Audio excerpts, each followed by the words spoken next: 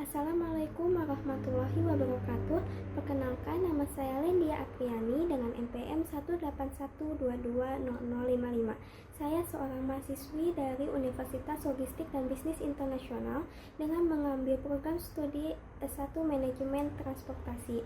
Saya di sini akan membahas mengenai salah satu pembelajaran mata kuliah saya, yaitu Manajemen Ekspor dan Impor, dengan judul Arti dan fungsi dokumen ekspor dan impor. Jadi dokumen-dokumen apa aja sih yang harus disiapkan untuk proses ekspor dan impor? Mari kita bahas satu persatu. Jadi dokumen-dokumen dalam perdagangan internasional dapat dikelompokkan menjadi 3, yaitu yang pertama kelompok dokumen induk, kedua kelompok dokumen penunjang, dan yang ketiga kelompok dokumen pembantu. Yang pertama itu ada dokumen induk. Jadi dokumen induk itu merupakan dokumen inti yang dikeluarkan oleh Badan Pelaksana Utama Perdagangan Internasional yang fungsinya sebagai alat pembuktian realisasi suatu transaksi. Nah, dokumen induk ini terbagi menjadi beberapa bagian lagi, yaitu yang pertama ada invoice. Invoice yaitu dokumen nota atau faktur penjualan barang ekspor impor. Invoice diterbitkan oleh penjual atau eksportir atau pengirim barang. Dalam invoice wajib mencantumkan nomor dan tanggal dokumen invoice, nama pembeli atau importir atau penerima barang atau consign atau aplikan, dan yang selanjutnya itu tercantum nama barang. Yang keempat, harga per unit dijual berdasarkan pieces ataupun sebagainya. Dan yang kelima yaitu harga total seluruh barang, total price.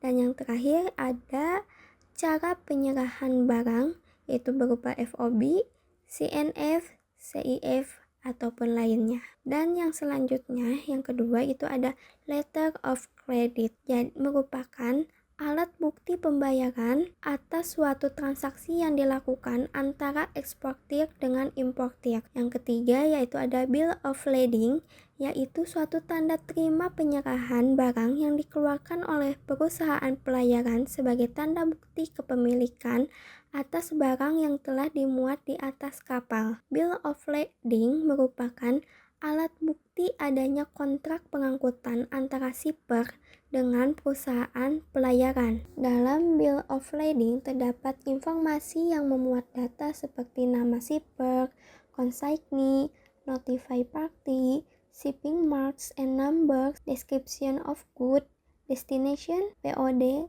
dan POL. Selanjutnya yaitu ada polis asuransi.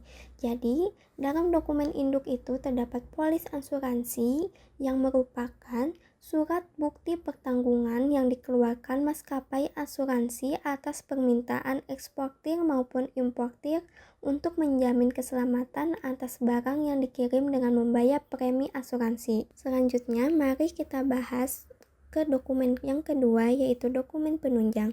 Jadi, dokumen penunjang itu merupakan dokumen yang dikeluarkan untuk memperkuat atau merinci keterangan yang terdapat dalam dokumen induk, terutama faktur perdagangan. Sama seperti dokumen induk, dokumen penunjang juga terdapat berbagai dokumen lagi. Yang pertama yaitu ada packing list, yaitu dokumen packing atau kemasan yang menunjukkan jumlah, jenis, serta berat dari barang ekspor atau impor. Packing list ini diterbitkan oleh penjual atau eksportir atau pengirim barang. Dalam packing list wajib mencantumkan yang pertama yaitu nomor dan tanggal dokumen packing list, yang kedua nama pembeli atau importir atau penerima barang atau consignee atau aplikan, yang ketiga nama barang, jumlah dan jenis pengemas, yang keempat berat, bersih, dan kotor dari barang-barang tercantum. Selanjutnya yaitu adapun informasi lain dapat disertakan seperti nama kapal atau pesawat, nomor kontainer, tempat muat dan bongkar, dan sebagainya.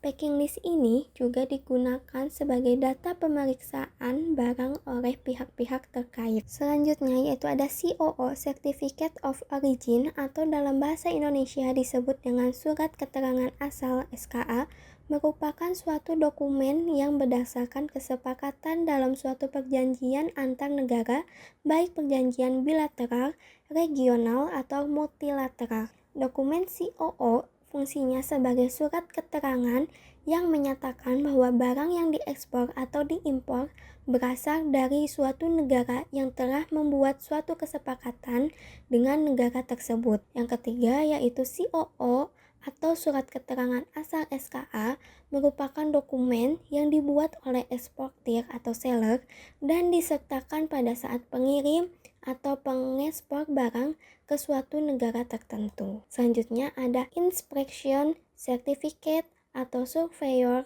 Report, yaitu laporan dokumen yang menyatakan bahwa suatu barang dalam kondisi bagus dan sesuai saat dilakukan pemeriksaan.